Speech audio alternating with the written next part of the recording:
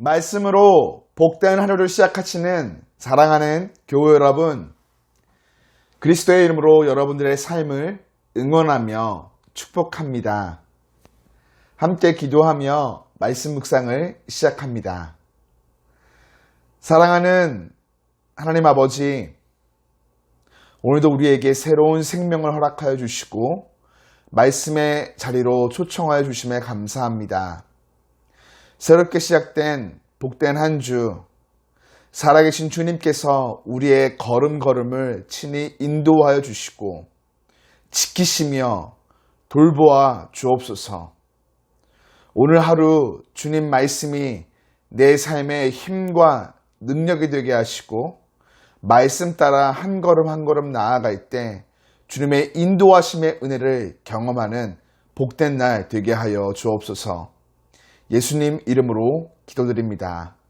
아멘. 여러분, 망망한 바다 한가운데서 배 한 척이 침몰하게 되었습니다. 모두들 구명보트에 옮겨 탔지만 한 선원이 아직 타지 않아 출발을 하지 못하고 있었죠. 절박한 표정으로 안절부절하며 기다리던 무리들은 드디어 그 선원이 배에 타자 몹시 화를 내기 시작합니다. 당연하겠죠. 그러나 그때 가장 늦게 탄 선원, 자신의 꼭 쥐고 있던 손바닥을 펴보이며 말합니다. 모두 나침반을 입고 나왔더라고요. 네. 분명 나침반이 없었다면 끝없이 바다 위에서 표류하게 되었겠죠. 여기 우리 손에 인생이라는 비바람 잘날 없는 바다에서 헤매이지 않도록 바른 길로 인도하는 나침반이 들려 있습니다. 바로 하나님의 말씀이죠. 나침반이 손에 들려 있다면 다음으로 해야 할 것은 나침반의 바늘이 지시하는 방향으로 인생의 노를 힘차게 저어가는 것이겠죠. 그러면 분명 안전한 항구에 닿게 될 것입니다. 인생의 나침반인 하나님 말씀이 가르치는 바른 길을 따라 힘차게 노를 저어가는 한 인물이 있습니다. 바로 사도 바울이죠. 함께 묵상하는 21장 본문에는 밀레도에서부터 예루살렘에 이르기까지 바울의 여정이 소개되어집니다. 오랜 시간 바울은 여러 지역을 거치게 됩니다. 곳곳에서 몇 명의 제자들이 성령의 감동으로 예루살렘에 들어가지 말라 바울에게 전달하죠. 그리고 다시금 예루살렘을 향해 출발함에 가이사랴에 이르게 됩니다. 바울은 그곳에서 7 집사 중 한 명인 빌립의 집에 약 보름간 머물게 됩니다. 이곳에서 바울은 시간적 여유를 두고 심신의 휴식을 취하며 예루살렘에서의 사명에 대해 다시금 마음을 가다듬는 시간을 갖습니다. 그런데 말이죠. 어느 날 아가보라 하는 한 선지자가 유대로부터 와서 바울의 띠를 가져다 자기의 손과 발에 묶고는 성령이 말씀하시되 예루살렘에서 유대인들이 띠의 주인을 이렇게 결박하여 이방인의 손에 넘겨줄 것이다 라고 전합니다. 이를 들은 여러 사람들은 바울에게 예루살렘으로 올라가지 말라 권하게 되죠. 예루살렘 행은 바울에게 고난과 고통의 길이었습니다.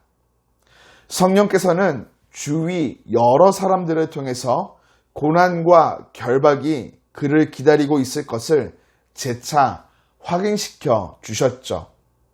사람들은 인정에 끌려 그의 예루살렘 행을 만류하지만 바울은 인정에 조금도 요동치 않고 오직 하나님께서 자기에게 주신 소원대로 나침반의 바늘이 가리키는 곳을 향해 갈 것을 재차 결심합니다.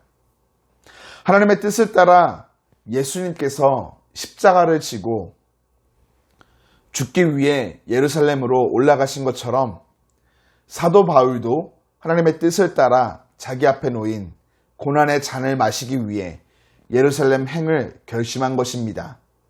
그의 확고한 각오와 다짐은 단순한 감정적 결정이 아닌 인생의 나침반, 하나님 말씀이라는 명확한 진리가 자리하고 있습니다. 주님과 복음을 그 무엇보다 더 귀하게 여기며 자신의 생명조차 아낌없이 바치리라 결심하며 예수님을 따르는 바울을 통해 우리는 참 제자의 모습이 어떤 것인지를 보게 됩니다.